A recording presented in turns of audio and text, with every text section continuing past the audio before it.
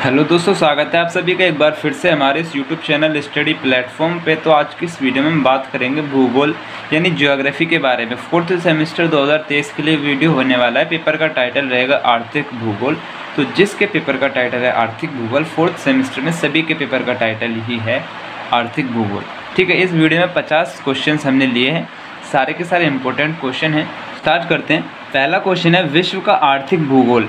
विश्व का आर्थिक भूगोल नामक पुस्तक किसने लिखी है? तो विश्व का आर्थिक भूगोल जो किताब है वो लिखी है प्रोफेसर शॉ ने। ठीक है, नेक्स्ट क्वेश्चन है, निम्नलिखित में कौन सी शाखा आर्थिक भूगोल से संबंधित नहीं है? यहाँ पे मैंने 4 शाखा लिखी, उनमें से कौन आर्थिक भूगोल की शाखा नहीं है और कौन आर्थिक भूगोल की शाखा है उस बारे में हम जानेंगे। पेपर का टाइटल था हमारे आर्थिक भूगोल। ठीक है, तो पेपर का टाइटल याद रखेंगे आर्थिक भूगोल। तो फिर से पढ़ेंगे, निम्नलिखित में से कौन सी शाखा आर्थिक भूगोल से संबंधित नहीं है?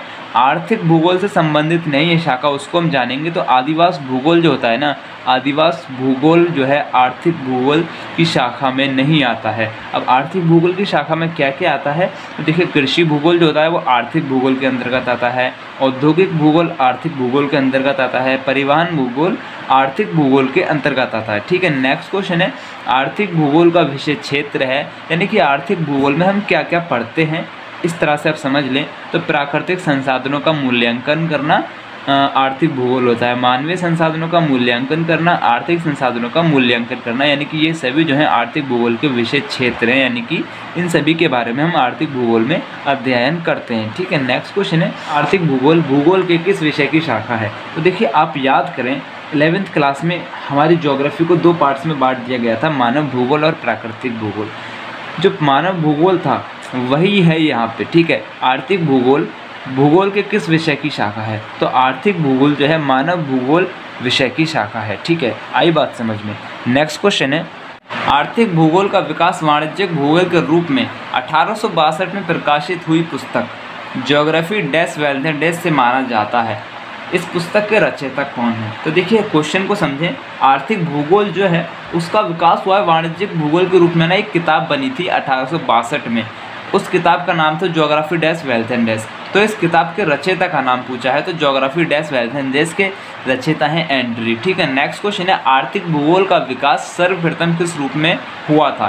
तो देखिए, अभी हमने ऊपर क्वेश्चन पढ़ा है कि आर्थिक भूगोल का विकास जो है सबसे पहले वाणिज्यिक भूगोल के रूप में हुआ था। 1862 में एक किताब आई थी geography dash wealth and dash, उसी रूप में हुआ है। ठीक है, नेक्स्ट क्वेश्चन है, सफ़ेद कलर श्रमिक में कौन से श्रमिक आते हैं? तो देखिए, सफ़ेद कलर श्रमिक में राजकीय सेवाओं में लगे श्रमिक आते हैं। ठीक है, नेक्स्ट क्वेश्चन है, आर्थिक भूगोल कैसा विषय है? तो आर्थिक भूगोल जो है गतिशील विषय है। ठीक है, नेक्स्ट क्वेश्चन है, आर्थिक भूदृश्य की संकल्पना का उद्भव किस जर्मन शब्द से हुआ है? तो लैंडशाफ्ट जर्मन शब्द से आर्थिक भूदृश्य की संकल्पना नामक शब्द का जन्म हुआ है। ठीक है, नेक्स्ट क्वेश्चन है, वातावरण किस प्रकार का होता है? तो वातावरण जो है प्राकृतिक वातावरण होता है, सांस्कृतिक वातावरण होता है। ठीक है, नेक्स्ट क्वेश्चन है, सीढ़ीनुमा खेती सामान्यतः किस वातावरण के प्रदेशों में होती है? तो देखिए, सीढ़ीनुमा जो खेती होती है ना, वो सामान्यतः नॉर्मली पर्वतीय वातावरण के प्रदेशों में पाई जाती है। ठीक है, नेक्स्ट क्वेश्चन है, मनुष्य के क्रियाकलापों को निश्चित करने के लिए कौन सा कारक उत्तरदायी होता है? तो यहाँ पे मैंने ऑप्शन लिखे हैं, उन सबको पढ़ेंगे। देखिए, सबसे पहले ना मोस्ट इम्पोर्टेंट होता है स्थल आकृति कैसी होती है, और उससे इम्पोर्टेंट होता है जलवायु कैसी है, सबसे ज़्यादा इम्पोर्टेंट होता है कि वहाँ की मिट्टी कैसी है। तो बात समझ में आ रही है? तो ये सभी के सभी जो है मनुष्य के क्रियाकलापों को निश्चित करने के लिए उत्तरदायी होते हैं। ठीक है, नेक्स्ट क्वेश्चन है, आधुनिक आर्थिक भूगोल के जनक माने जाते हैं। तो देखिए, आधुनिक आर्थिक भूगोल के जनक माने जाते हैं चिशोलम। बात ध्यान से सुनना, आधुनिक आर्थिक भूगोल के मानव भूगोल प्राकृतिक भूगोल की बात नहीं हो रही है, आधुनिक आर्थिक भूगोल के जनक माने जाते हैं चिशोलम। ठीक है, नेक्स्ट क्वेश्चन है, आर्थिक भूगोल के निम्न में से किस क्षेत्र में अनेकों भारतीय भूगोलवेत्ताओं का ध्यान सर्वप्रथम आकर्षित किया था? क्वेश्चन को ध्यान से पढ़ते हैं, मैं पढ़ाता हूँ, देखो पढ़ें।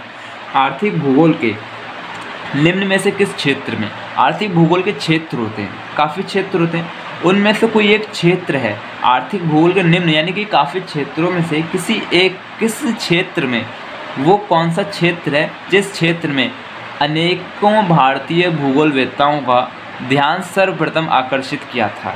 तो देखिए, कृषि भूगोल आर्थिक भूगोल का एक क्षेत्र है, कृषि भूगोल। कृषि भूगोल ने अनेकों भारतीय भूगोलवेत्ताओं का ध्यान जो है सबसे पहले अपनी ओर आकर्षित किया था। ठीक है, नेक्स्ट क्वेश्चन है आर्थिक भूगोल के प्रतिरूप को प्रभावित करते हैं। तो आर्थिक भूगोल के प्रतिरूप को प्रभावित कौन करता है? प्राकृतिक संसाधन, मानवीय गुण, तकनीक, यानी कि ये सभी। नेक्स्ट क्वेश्चन है सर्वप्रथम कृषि प्रदेशों का विश्व वर्गीकरण निम्नलिखित में से किसने प्रस्तुत किया था? तो देखिए सबसे पहले कृषि प्रदेशों का विश्व वर्गीकरण जो है डी हिटलसी ने किया था, प्रस्तुत किया था। ठीक है, नेक्स्ट क्वेश्चन है पशुपालन का महत्वपूर्ण स्थान होता है। तो देखिए पशुपालन का ना महत्वपूर्ण स्थान होता है मिश्रित कृषि क्षेत्र में। ठीक है, नेक्स्ट क्वेश्चन है व्यापारिक खाद्यान्न कृषि विशेषता है। तो देखिए व्यापारिक खाद्यान्न कृषि की विशेषता होती है कि पम्पास मैदानों में की जाती है। ठीक है, नेक्स्ट क्वेश्चन है कैलिफोर्निया का दक्षिणी पश्चिमी भाग जाना जाता है भूमध्य सागर कृषि के लिए। ठीक है, देखिए मोस्ट इम्पॉर्टेंट क्वेश्चन है ये वाला, इस क्वेश्चन को आप लिख लें। ये वाला जो क्वेश्चन है ना इसको लिख लें, ये क्वेश्चन आपके एग्जाम में आने वाला है, गारंटी के साथ बोल रहा हूँ। एक बार फिर से पढ़ लो, कैलिफोर्निया का दक्षिणी पश्चिमी भाग जाना जाता है। कैलिफोर्निया का दक्षिणी पश्चिमी भाग जाना जाता है, किस नाम से जाना जाता है? भूमध्य सागरीय कृषि के लिए। ठीक है, नेक्स्ट क्वेश्चन है किस प्रदेश में सर्वाधिक पशुपालन विकसित है?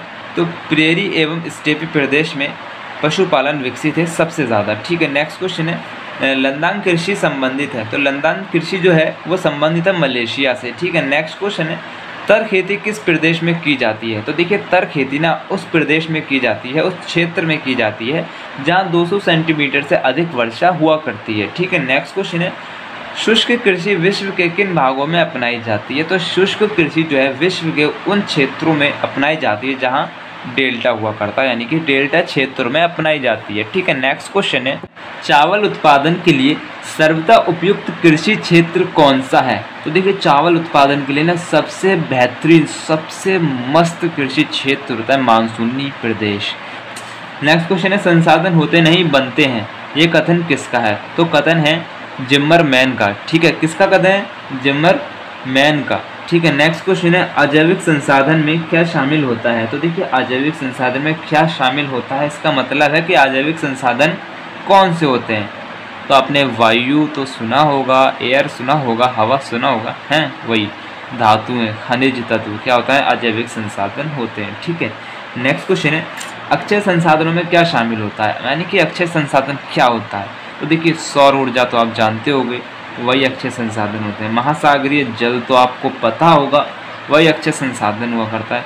आपको वायु तो पता होगा ना, एयर, वही अक्षय संसाधन हुआ करता है। नेक्स्ट क्वेश्चन है विरल संसाधनों में क्या शामिल किया जाता है? विरल संसाधन सोना, गोल्ड सुना होगा, वही प्लेटिनियम। प्लेटिनियम को क्या इंग्लिश में ट्रांसलेट करूँ? खुद प्लेटिनियम एक इंग्लिश का वर्ड है जिसको हिंदी में मैंने यहाँ लिख दिया है। तो ठीक है, प्राकृतिक गैस यानी कि नेचुरल गैस क्या है? विरल संसाधन में शामिल किया जाता है, यानी कि विरल संसाधन है मेरे भाई।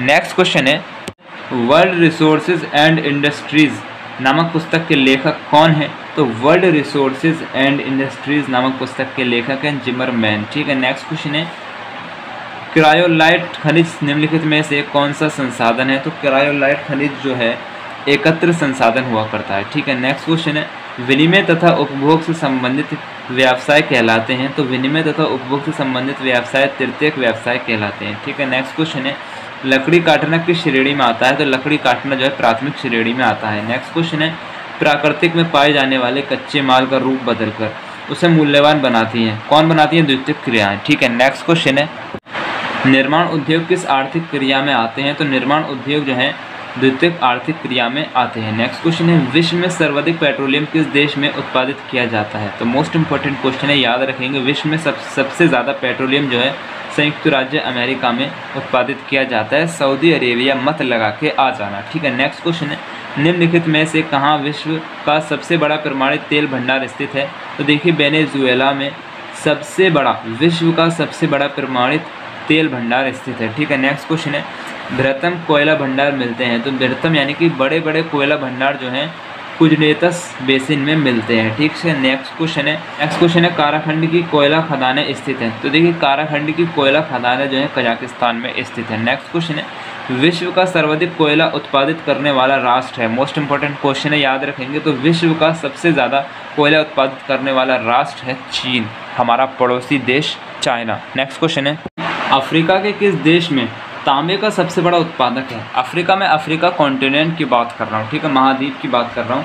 तो अफ्रीका के किस देश में तांबे का सबसे बड़ा उत्पादक है? तो कांगो गणराज्य में जो है तांबे का सबसे बड़ा उत्पादक है, ठीक है। नेक्स्ट क्वेश्चन है, उत्तरी अटलांटिक धारा निम्न में से किस मत्स्य क्षेत्र में प्रवाहित होती है?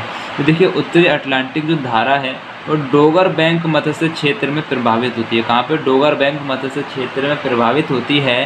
डोगर बैंक मत्स्य क्षेत्र जो है उत्तरी पश्चिमी यूरोपियन क्षेत्र में आता है, ठीक है। नेक्स्ट क्वेश्चन है, विश्व की सर्वाधिक मछलियाँ किस महासागरीय क्षेत्र में पकड़ी जाती हैं? तो देखिए, विश्व की सबसे ज़्यादा मछलियाँ जो हैं उत्तरी पश्चिमी प्रशांत महासागर में पकड़ी जाती हैं, ठीक है। यहाँ मैं लिखा नहीं है लेकिन आपको मैं बता दे रहा हूँ, उत्तरी पश्चिमी प्रशांत महासागर में पकड़ी जाती हैं, ठीक है। नेक्स्ट क्वेश्चन है, सेल्वा वन है। तो सेल्वा वन जो है चौड़ी पत्ती के सदापर्णी वन जो होते हैं उन्हीं को सेल्वा वन कहते हैं। नेक्स्ट क्वेश्चन है, भूमध्य रेखा पर 5 डिग्री उत्तर और 5 डिग्री दक्षिण अक्षांशों के बीच किस वन का विस्तार पाया जाता है? तो उष्णकटिबंधीय चौड़ी पत्ती के सदापर्णी वन का विस्तार पाया जाता है, ठीक है। नेक्स्ट क्वेश्चन है, शुष्क जलवायु के पौधों को क्या कहते हैं? तो शुष्क जलवायु के पौधे को जीरोफाइटस कहते हैं, ठीक है। नेक्स्ट क्वेश्चन है, कृषि किस क्षेत्र का अंग है? तो जो कृषि है ना वो प्राथमिक क्षेत्र का अंग है, याद रखेंगे, इंपॉर्टेंट क्वेश्चन है। नेक्स्ट क्वेश्चन है, चावल का सबसे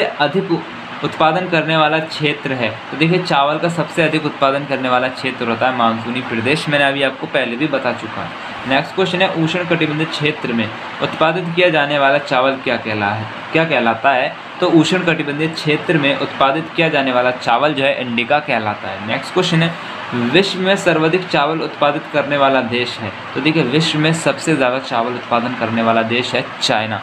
नेक्स्ट क्वेश्चन है, विश्व में सबसे पहले किस खाद्यान्न का उत्पादन प्रारंभ हुआ था? तो विश्व में सबसे पहले गेहूं का उत्पादन प्रारंभ हुआ था। यहाँ पे हमारे 50 क्वेश्चन हो चुके हैं। उम्मीद कर रहा हूँ वीडियो पसंद आया होगा, है ना। चैनल को सब्सक्राइब नहीं किया तो तुरंत सब्सक्राइब कर लें, लाइक करें, शेयर करें, सब्सक्राइब करें, बेल आइकन को भी ऑन कर लें ताकि मैं जो नेक्स्ट वीडियो अपलोड करूँ उसका नोटिफिकेशन आपको टाइम से मिल जाए।